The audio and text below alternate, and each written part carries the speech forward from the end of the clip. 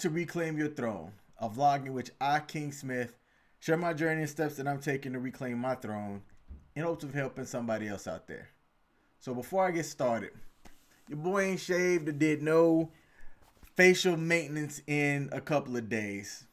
It is what it is. That's not going to stop me from putting out this content. But without further ado, I'm going to go over an article that I found on dashdivorce.com that's titled 7 Ways to Bounce Back After Divorce. Now, I'm going to go over the tips that they listed in this article and see if I agree with what they said. And if I have any differences, I'll talk about those as well.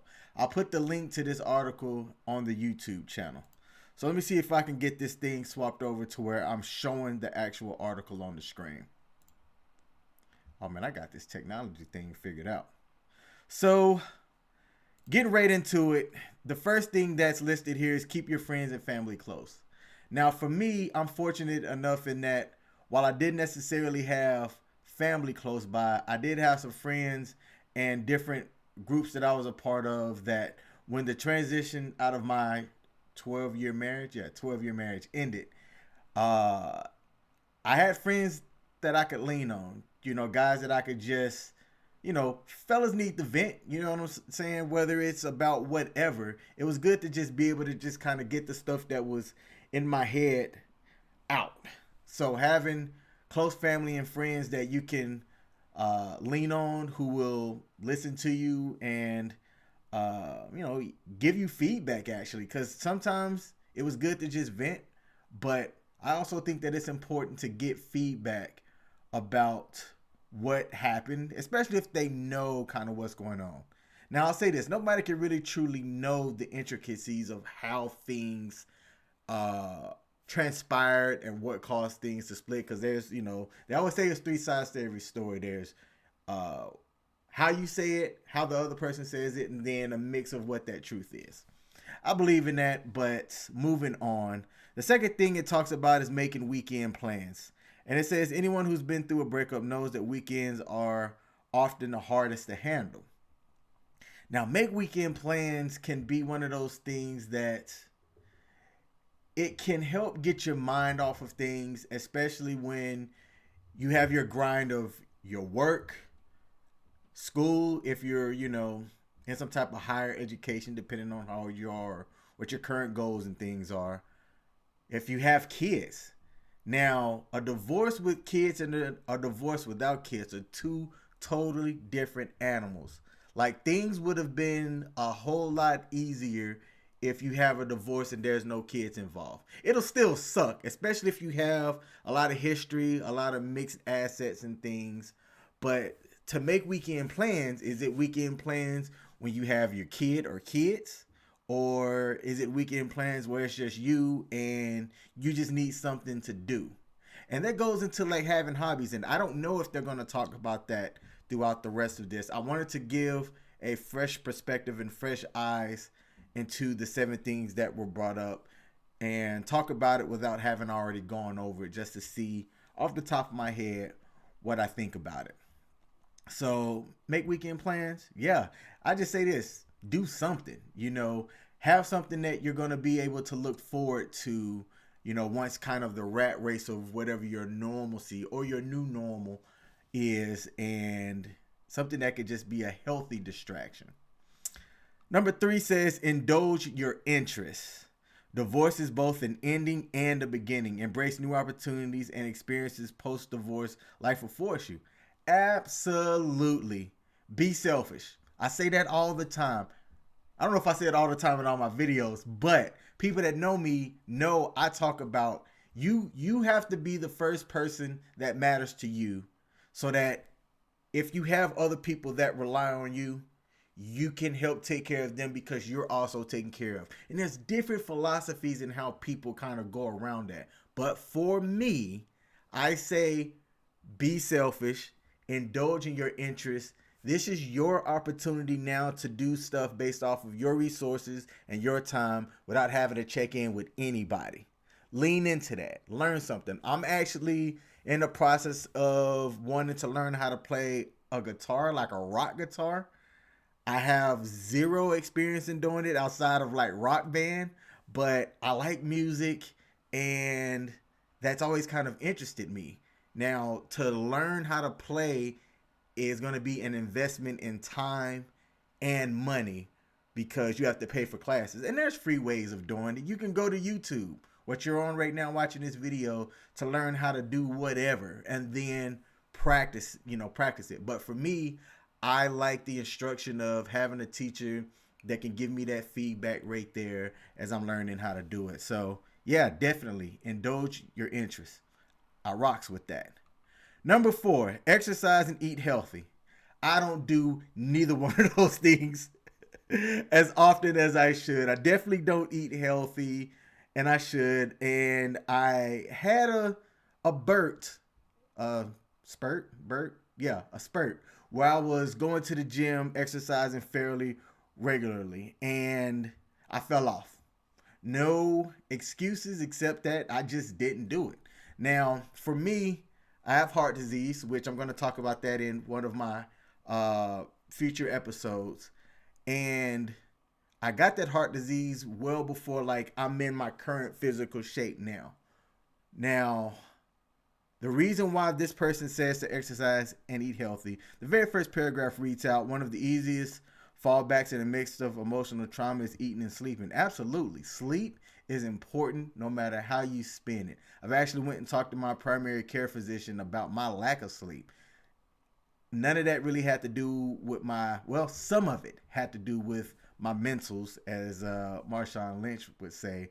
But that sleep, you never realize really how important it is. Like as of right now, I'm recording this video at 10:19 p.m. on Sunday, and I have about 20 minutes before I need to go to bed to try to at least get 7 hours so I can wake up in the morning, drink some water, and I want to try to use some of this workout equipment that's back here. I don't know if you can see it on the frame, but I'm fortunate enough in that I don't have to go to a gym. I essentially have a gym in the spot that I'm renting from, and I want to take advantage of that because the only person that is really holding me up on that is me. I have no things really pulling my strings outside of my job and my daughter when I have her, and even when I don't have her, she knows that if she needs to reach me, I live 5 minutes down the road, that if something comes up where she needs her father, I'm there. It's that simple. And then using whatever free time that I have to cultivate those friendships like I talked about earlier, as well as working out and doing my content on my YouTube channel. So exercise and eat healthy. Yes. You also, let me just throw this out there too. When you look good, you feel good, you'll turn some heads. Like if I were to rate myself right now, I'd hit me with the Kevin Samuels, you're average at best. I'm 5'8", 260 some pounds. I have like a little bit of an athletic frame that when people see me, they can tell that like I played some type of sports or used to lift weights. But outside of that, like I got a 40-inch waist. It doesn't look too hot. I'm comfortable going to the beach and going shirt off, but I know that, compared to like The Rock, who's over 6 feet and jacked, on a SMV grading scale, I'm not hitting that. And I'm cool with that. You know what I'm saying? I'm cool with being a 5. That's average. A lot of people take average as, less than, but when you're on that bell curve and you're sitting at that 4, 5, 6 range on the bell curve, you're average, and that's fine. There's a lot of average people out there in the world that are attractive to somebody. You know what I'm saying? Like they're a 10 in somebody else's eyes. And I can't remember if it was Corey Holcomb or the late great Patrice O'Neal that said, to you I might be a 5, but to somebody that need their light bill paid, I'm a god.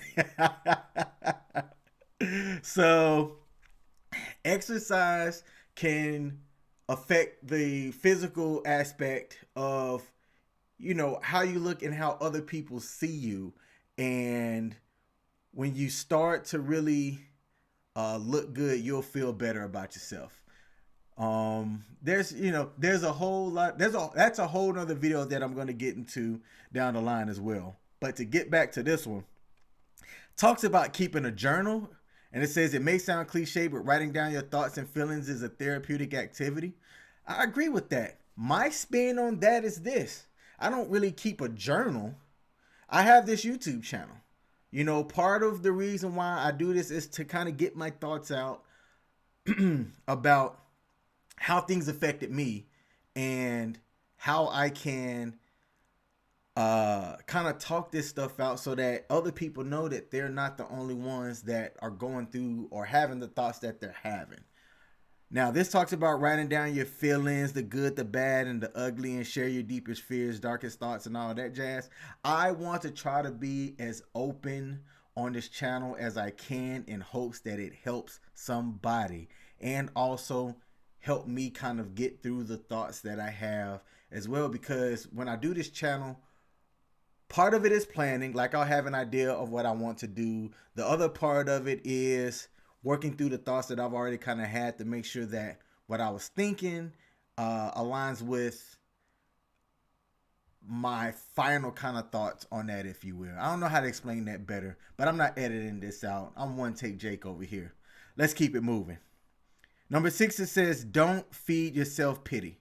Now, I don't know really, I don't think that I had an episode where I kind of felt self-pity, and if I did, it didn't last long. I'm never a guy that takes negative and really sit in that negative. Like, when I mess up, I know I mess up, and it is what it is. Now, in this article, it says, when you're wallowing in self-pity, it is almost impossible to see the good in the world. I agree with that. And happiness is much less dependent on your situation than it is on your attitude. Absolutely. I'm a guy that sees the world, you know, glass half full. Like, things can always be better, you know. And it's allowed me to be able to recover and kind of bounce back a lot faster, in my opinion.